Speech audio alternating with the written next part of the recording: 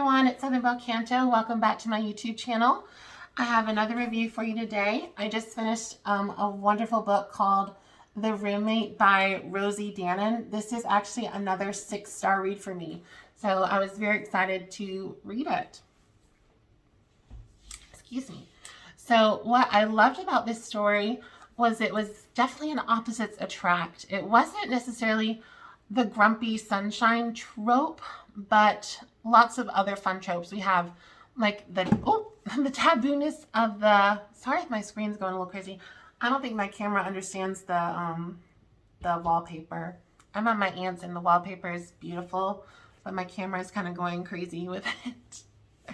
So some tropes we have in this story are, we have sort of the forbidden, friends to lovers. We have roommates to lovers, which, also a little taboo. And then what's really fun about this story is that our heroine, Clara, is it Clara? I say Clara, I think. Clara. I was thinking of the Nutcracker. But Clara Wheaton is our heroine, and she is from the upper echelons of New York society, but her family has had like a run of bad luck. So like if you think of like the Vanderbilts or the Hiltons, they have like a lot of notorious family history that isn't necessarily wonderful, especially if it's printed about and recorded in history. So her family, the Wheatons, have had sort of destructive lives throughout existence, or since society papers cared about them. So Clara has just recently moved to LA from, I guess, New York City. I think it was New York City. And she wants to spend the summer with Everett. And Everett is her, like, best friend from forever. She's the boy she's basically always been in love with. And on the car ride home from the airport to the place that they will be roommating or sharing together, he informs her that his band is going on tour. And so he will not be there to live with her this summer, that he's already put out a Craigslist ad, and he has another tenet that will be staying with her named Josh. She's like, oh, he's this great guy, blah, blah, blah. She's like, okay, well, I thought this was sort of going to be my summer of love, and yet you're here, and where's this romance going to go? Because it's not going to happen anymore now that he's gone. Well, Josh is a really nice guy, and she does find him to be very kind. He's neat and tidy, and everything's going okay. And she decides she wants to befriend her aunt, Jill, who she hasn't really been in a lot of contact with. There's been some family drama. I don't think it was involving her. It was more so Clara's mother and her aunt. And so she wants to reconcile and see her aunt. Her aunt lives in LA, and she wants to have a friend, have a buddy, have some sort of familial relationship. And so she tells Jill about her aunt. Is her aunt Jill? I hope it's Jill, because I'm going to be a fool. It doesn't say, but I'm pretty sure her aunt's name was Jill. But she tells her aunt that all about her new roommate. And she's like, oh, well, show me a picture of him. And her aunt's jaw sort of drops to the floor. She's like, oh my gosh, the guy that your roommate, the man that your roommate is, Josh, he's Josh Darling. He's the biggest star and up and coming star of porn. So Clara is sister shook and doesn't know sort of what to do with this information. But one thing that they didn't do in this book is, how did her aunt know that he was the biggest star in porn? I don't know if the aunt is a fan of Josh or what. They never delved into that, and I thought that was a really funny moment, that the aunt, who's like, I guess, it's your aunt, so I don't know. I would have thought that would have been funny, be like, wait, how do you know who he is? Be a little sus. But I think the aunt worked for a magazine, and maybe that's why, because I think they talked like Josh Darling was featured in Cosmo or something like that. Pretty sure. But never really goes into detail how the aunt knew that was him. Well, anyway, Clara gets home and decides to Google him, which, uh-oh. Well, she Googles him, sees an article how he's like this feminist hero for porn and like a real lover of women in the industry, and like reshaping how porn is viewed, and how men portray themselves with their co-stars in the films and vignettes. I don't know if they're movies anymore or what.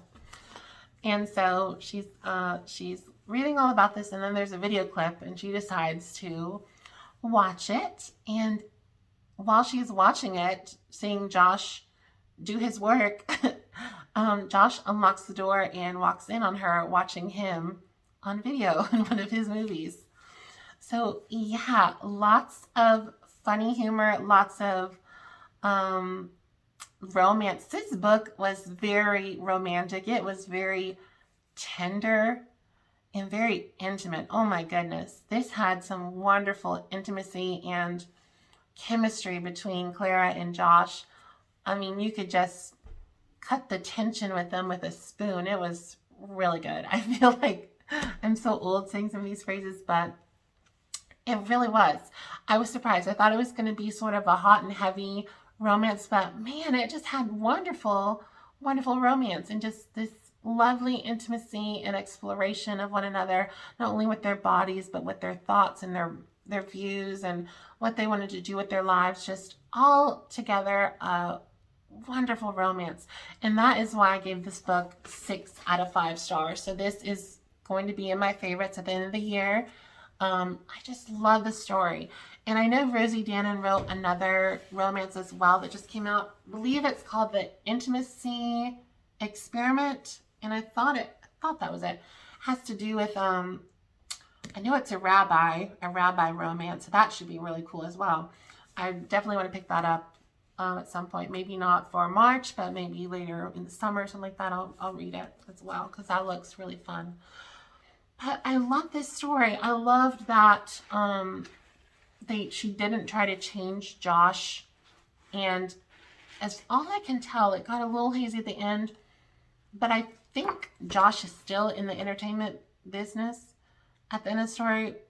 And I think that was good. I think the author wanted to separate the people that work in the adult film industry away from the taboo and grotesqueness, I guess, that people view that act as, and see the human side of that industry as well as the people that use it as an artistry. I know sometimes it can be used for people with stress and anxiety and, a release of many kind.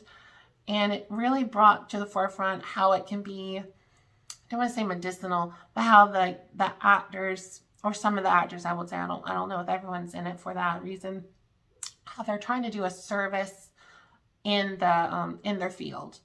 And that's how I felt Josh was portrayed in the story, and that's how I felt Clara viewed him. She sort of took away the tabooness and stigma that his job has and saw him as the person and as the performer that he wants to be. So it's an interesting book. It's not going to be for everyone, but I really liked it. I gave it 6 stars. And this is one where I would love a sequel. There was an epilogue, but it was like a Thanksgiving thing. It was like, whatever. It was like 3 pages. It didn't tell much of anything. And thankfully it didn't do the, and we're pregnant sort of thing. I always get annoyed when it's like, 2 years later and they're pregnant and happy and wonderful. I like to see, I know that happens in real life, but I like to see other scenarios played out. But I just absolutely loved The Roommate by Rosie Danan. It was a 6-star read.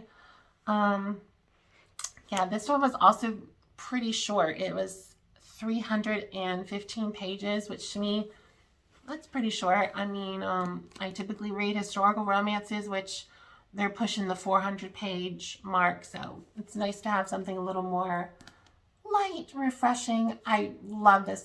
I loved the story so much. Nothing felt fake or, sorry, my camera does funky things with the wallpaper. Nothing felt fake or rushed. I felt everything was very organic and authentic to the characters and how the whole story would play out. I just loved the story so much. And I hope some of y'all do as well. So if you're looking for a fun contemporary romance, pick up The Roommate. It was a 6-star read for me. The spice was, I think, a 4. Surprisingly, wasn't explicit. I mean, it did have a lot of scenes, but it wasn't written in a like a kind of wordy manner. Sometimes I do a higher scale for the word choices that are used in the story, and this was more tailored, and I like that. So 4 on the Spice, 6 on the Goodreads. Love the story. If you're wanting a fun contemporary romance, pick up The Roommate by Rosie Danan. I hope you'll have a wonderful day, and I'll see you soon. Don't forget to like, subscribe, as well as comment. Follow me on Instagram, TikTok, as well as here at Southern Bel Canto. Well, everyone, I hope you have a wonderful day, and I'll see y'all soon. Bye, everyone.